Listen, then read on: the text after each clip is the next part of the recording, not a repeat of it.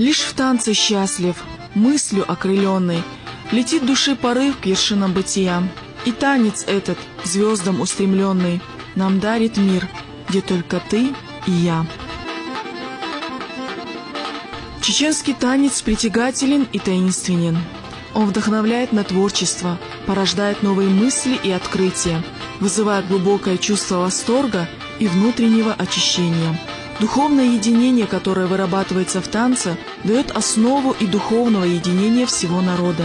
Определить дату возникновения танца как самостоятельного вида искусства довольно сложно. Еще в средние века с танцами связывали наиболее значимые для них события. Разнообразными движениями выражали хвалу и негодование, любовь и ненависть, сообщали о рождении и смерти. Так родился танец.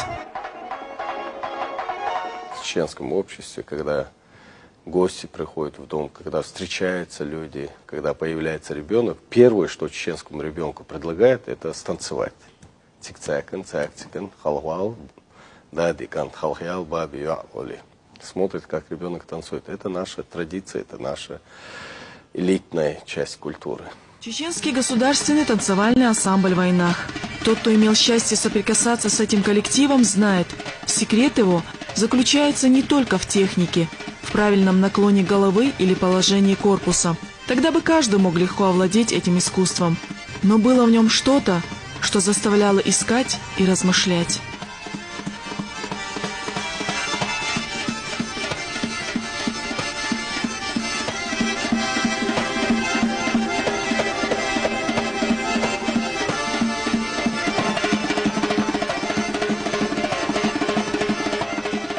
Самые тяжелые годы истории жизни чеченского народа ансамбль «Войнах» был символом возрождения для чеченского народа.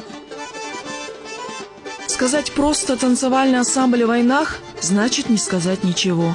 Чтобы понять, прочувствовать его великолепие, его величие и даже политическое значение, нужно знать его историю, историю каждого его артиста. Я начинал работать с такими людьми, как народный артист Чеченской Республики, заслуженный артист РСФСР тогдашний, Шитай Дилсултанов, народный артист Зулай Сардалова, заслуженные артисты Синявская, Бухарова Галина. Потом из ведущих артистов это Аслан Гугиев, Кюри Раисов. Эталон музыки был Умар Димаев, народный артист СССР в то время. Я многому у него научился. У Рамзана Паскаева потом научился хорошему только. Вот. А в ансамбле знаменитый артист Шитай Дисултанов, ныне здравствующий Валид Дагаев, Султан Магомедов. Его рождение пришлось на самые трудные годы сталинских репрессий в 1939 году. Чечено-ингушский государственный ансамбль песни и танца создавали корифеи песенного и танцевального искусства, как Ваха Дакашев, драматург Абдулла Хамидов, Ваха Татаев. Коллектив состоял из большого хора и 15 исполнителей народных танцев. В годы депортации ансамбль был вновь воссоздан на киргизской земле и уже тогда давал свои концерты в азиатских степях. Первыми вернулись на родную землю именно артисты ансамбля «Войнах». И свой первый концерт они дали в восстановленной Чечено-Ингушетии в зале филармонии города Грозного. Меняются времена года, день и ночь, рождение и смерть. Покой зимы сменяет дерзновенная сила весны. Великие культуры, уже ушедшие с арены истории, видели в этом не просто череду событий, а закон жизни, основной закон движения. А для человека, который ощущал себя неотделимой частью природы и Вселенной, очень важно было понимать этот закон и следовать ему. Для этого служили церемонии, мосты между мирами видимым и невидимым, между человеком и Вселенной. Участвуя в церемонии, человек мог прикоснуться к великим законам жизни, даже не осознавая этого до конца. Мог стать участником всех событий, происходящих в стране. Если жизнь – это все-таки театр, то порой его сцены становятся кровавым побоищем, в котором гибнет все живое.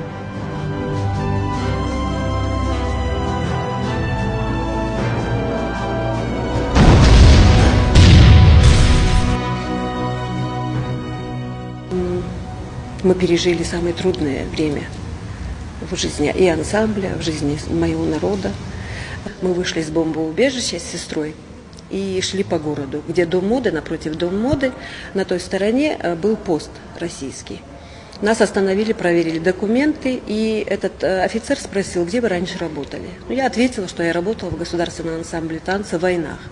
Он покачал головой и сказал, да, долго вам не придется еще танцевать. В Чеченской республике все опять было уничтожено, все сгорело. Я помню, когда я первый раз в 2000 году пришла в Чеченский театр, и когда я зашла в подвал, спустилась, и там увидела кофры ансамбля.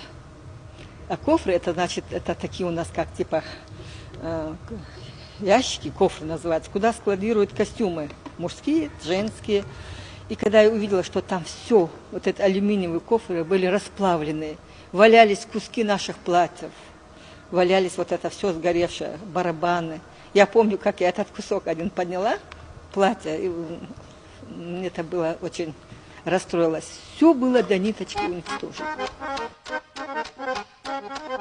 Государственный ансамбль в войнах. История коллектива, что история самого народа. Чтобы жить вполне разумно и извлекать из собственного опыта содержащиеся в нем уроки, следует понимать и припоминать прошлое и пересматривать все, что было прожито и прочувствовано при этом, сравнивать свои прежние суждения с настоящими. Вспоминаются слова, которые говорим не мы, а соседние народы, люди соседних республик. Они всегда говорят, удивительный чеченский народ. Вас как катком раскатывали, асфальт раскатывают катком, так и вас. А вы оттуда прорастаете еще красивее, еще интереснее. Возрождение всегда бывает трудным. Восхождение, что воскресение души, когда затягиваются раны, когда распускается она, будто цветок на пепелище, когда стал вопрос, быть или не быть ансамблю. Ответ дал человек, который дал ответ всему миру, Чеченской Республике быть, Ахмад Кадыров. Этому человеку хватило и сил, и мужества, и мудрости дать ансамблю новое рождение, собрать рассеянных по всей стране артистов и через 2 месяца репетиций дать возможность ансамблю дать первый концерт. При нашей первой беседе с Ахмад Хажи передо мной была поставлена задача, что я должен в самые короткие сроки сделать все, чтобы ансамбль в войнах возобновил свою творческую деятельность, и что для этого на все про все более 2 месяцев нет сроков. Раньше можно, позже нельзя.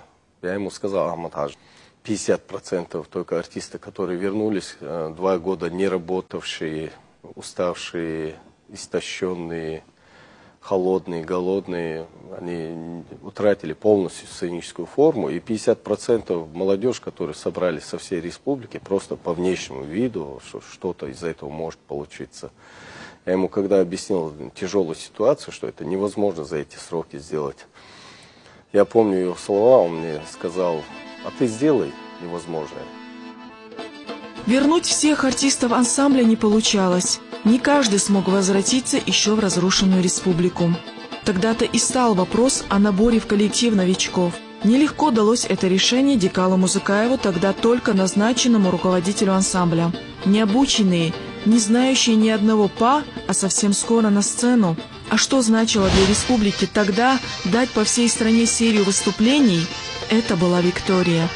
Победа над всемирным злом – доказательством того, что народ не сломлен, и пока течет в его жилах кровь победителей, ему не страшны ни беды, ни лишения.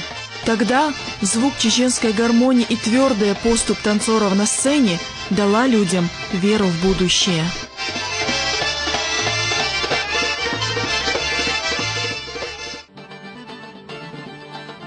Разве может разбитое сердце петь мелодию жизни? Разве сломанное крыло птицы поднимется для взмаха? Разве могли танцоры встать в ряд и в унисон станцевать, когда все было кругом разбито и сожжено, уничтожено? Откуда было взять силы расправить плечи и пуститься в пляс? В этом и кроется сила, несгибаемая, непоколебимая сила вайнахов, обладающая даром внутренней свободы и настоящим мужеством.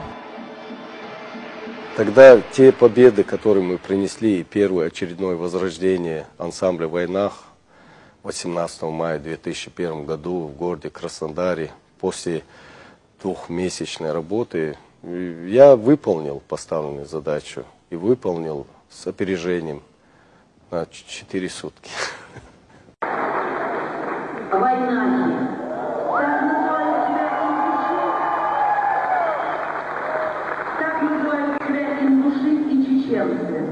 Что в переводе означают «наши люди».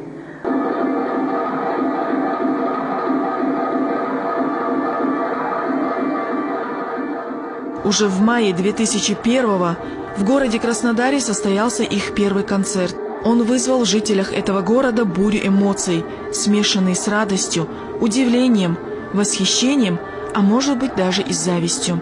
Но остаться равнодушным не мог никто, и в этом кроется великое таинство чеченского танца. Мест не было свободных. И на улице стояли люди, потому что билетов не было. Просто не было билетов. И видно было, чеченцы, ребята, вот те, которые учились, те, которые тоже по воле судьбы вот это выехали, не могли. Мне так хотелось им всем помочь, как-то их провести, потому что война же приехал. И все хотят попасть. А там не только были там чеченцы, там ингуши, там было русских очень много. Те, которые уехали из Чечни, из Грозного. И их было очень много.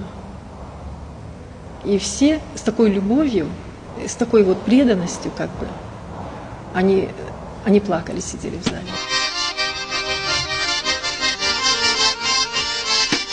Выступает обладатель гран-при Золотого Кубка международных фестивалей Турция 98, Италия 99, чеченский государственный ансамбль танца «Вайнах». Затем была Кабардино-Балкария. Вайнах планировал дать всего один концерт, но это стало невозможным, ибо в Нальчик, узнав, что там будет выступать ансамбль «Вайнах», съехались чеченцы со всего Северного Кавказа, вынужденные жить вне родины. Приехали из Москвы, из Питера, из многих других российских городов. В зале не было свободных мест. Люди стояли в проходах, толпились у дверей, поднимались на цыпочки, чтобы разглядеть каждого танцора. У каждого на глазах были слезы. Нальчикские гастроли дали Вайнаху возможность начать концертную деятельность по всем городам Северного Кавказа. Затем была та, что не верит слезам. Москву Вайнах покорил не оружием, а танцем. В Чечне тогда еще сохранялась сложная обстановка, а концертный зал «Россия» рукоплескал чеченским артистам. Летом 2002-го прошли двухмесячные гастроли Вайнаха по городам Франции. По возвращении на родину первый президент республики Ахмад Кадыров дал высокую оценку деятельности танцевального коллектива. Он любил народный танец и всегда радовался успехам чеченских артистов. Это начало. И я с уверенностью могу сказать, и мы придем к нормальной той жизни, какой мы были. Этот ансамбль известен далеко за пределами Чечни, об этом много сказано. Это лицо чеченского народа. В этих танцах, как мы сейчас убедились и увидели, характер чеченского народа, склад чеченца. Все укладывается и закладывается в этих танцах. Вы знаете, феномен Ахмад Хаджи Кадырова в этом и заключался. В первую очередь, конечно, это то, что он ясно видел, что возрождение республики может начинаться только с духовного, нравственного его возрождения. А духовное и нравственное – это и есть его культура. Это самое сокровенное, что есть у каждого народа. И когда теряется это, теряется сам этнос. И Ахмад Хадж ясно знал и правильно сделал выбор, то, что он начал возрождение республики именно с возрождения культуры, образования, спорта, потому что они и делают лицо народу. Чеченский танец учит быть самим собой, не фальшивить. Танцоры ансамбля «Вайнах» хоть и молоды, но добились этой цели. Смотреть его или самому участвовать в нем нельзя с гнусными мыслями.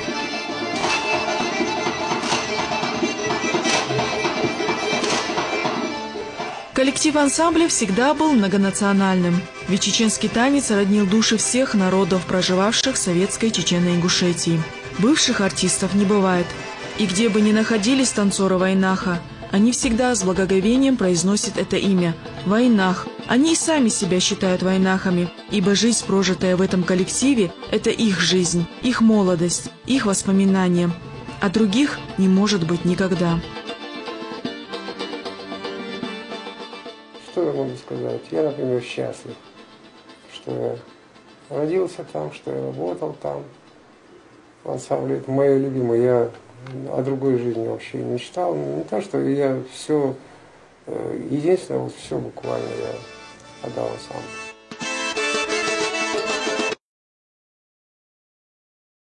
В 1978 году Вайнах выехал в Латинскую Америку. Представь, в то время, чтобы попасть в Латинскую Америку, Мексику, Аргентину, Панаму, где-то Португалию, где-то 11 стран Латинской Америки.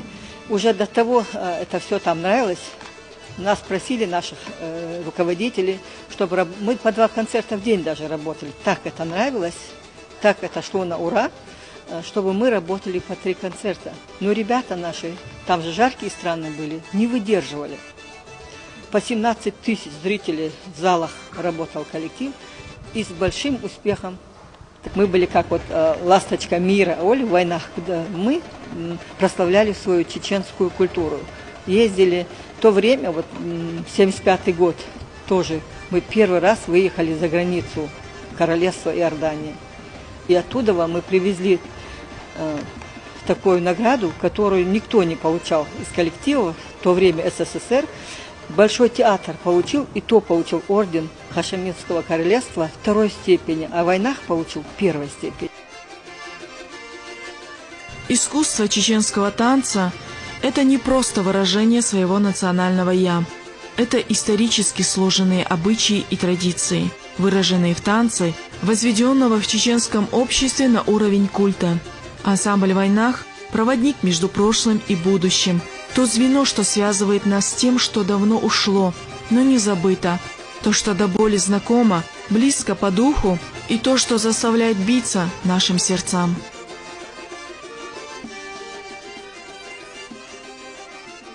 А сейчас работать, сейчас одно удовольствие работать в искусстве. Тогда было трудно. Трудно было. Почему? Потому что мы на концерты выезжали на грузовых машинах, переодевались, где, значит, надо было переодеваться в клубах, пальцем так вот по сине провести, иней от холода. Вот так мы работали. Ну, работали, потому что мы любили это дело. Если представить, что жизнь каждого из нас – это танец, то каким он будет? Грустным или безрадостным? Беззаботным и непринужденным? Неторопливым, суетливым или красивым и счастливым? Это зависит от нас, не правда ли? Ведь каждый из нас создает свой танец, свою линию судьбы, чтобы двигаться по дороге жизни. И, наверное, весь вопрос в том, с чем и с кем мы воссоединяем себя, с чем восстанавливаем связь и ощущаем ли мы единство. Ведь без этого единства с другими людьми не родится танец. Без единства не будет нации. Может быть, это и есть самый главный ответ на извечный вопрос – быть или не быть.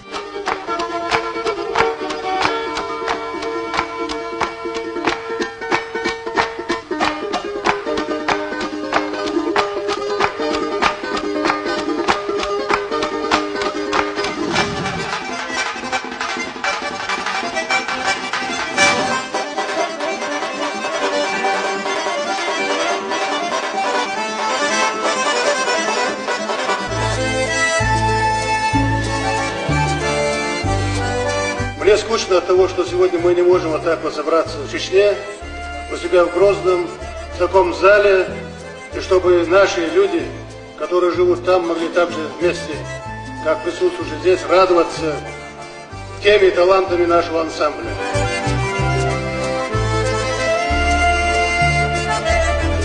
Я хочу от имени администрации республики, от правительства заявить, Мы все сделаем для них, чтобы они вернулись, чтобы они наконец-то почувствовали, что они пришли домой. Феномен Ахмад-Хаджи Кадырова в этом и заключался. В первую очередь, конечно, это то, что он ясно видел, что возрождение республики может начинаться только с духовного, нравственного его возрождения.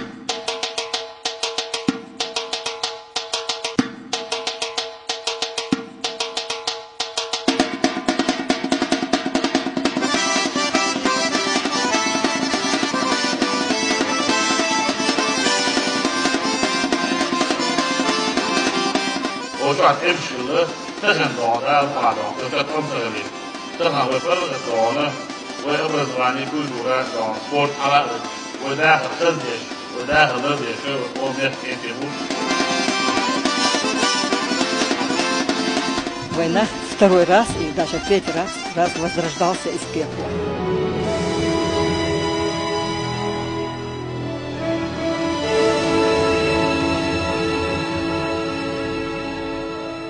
Уйдем мы, на наше место придут другие. Уйдет эта молодежь, придет другая молодежь на их место. Я хочу, чтобы всегда чеченский народ любил свою культуру.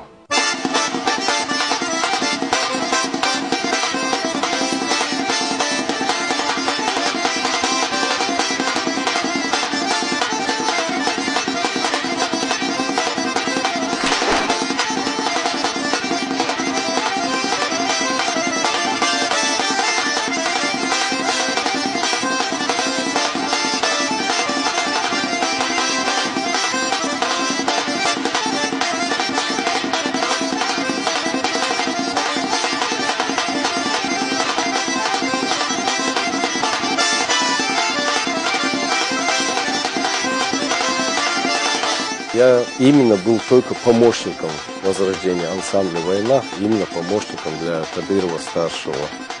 А все остальное это была его воля, его желание, его мудрая политика.